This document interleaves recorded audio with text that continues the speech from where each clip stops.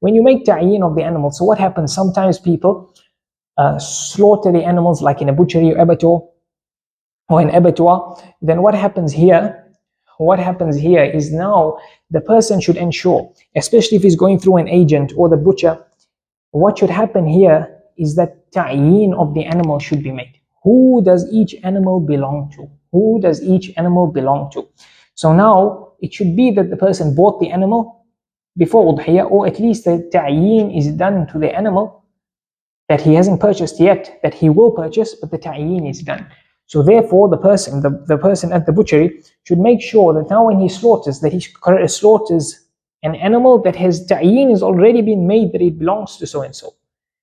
And then that carcass gets sent to so and so. So he receives, the person who bought the udhiyah, the correct meat that he made ta'yin of reaches him. So that's very important.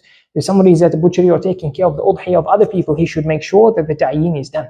So therefore what should be done? A person at the butcher for example should try and, let's say, mark the animal with the owner's name, or give a number. Let's say this number, let's say 1 belongs to Muhammad so and so, and then Muhammad so and so should know that your animal is this sheep number this. So let's say it's number 1, he knows my animal is number 1.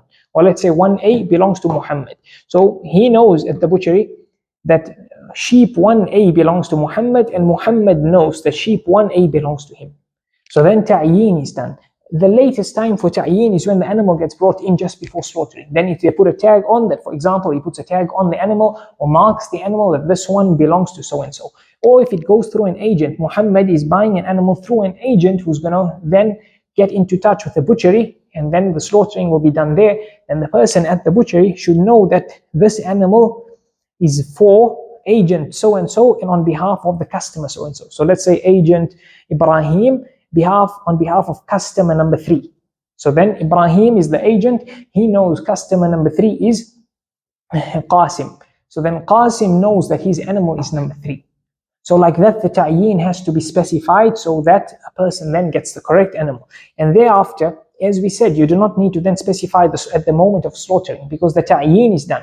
The ta'yin is done. Once ta'yin is made, then it's over. Then you can just bring the animal, Bismillah, Allahu Akbar, and slaughter, and it would have been done on the person who bought the animal, and the ta'yin, or even didn't buy the animal, but the ta'yin is done on behalf of that person. Or if you're doing on behalf of whoever, living or deceased, then the ta'yin is done. So it's very important that those working at butcheries or where slaughtering will take place, a slaughterhouse, wherever, that the ta'yin is done on behalf of the person, and the person knows then which carcass is his, so that he can access it, or the correct one comes to him.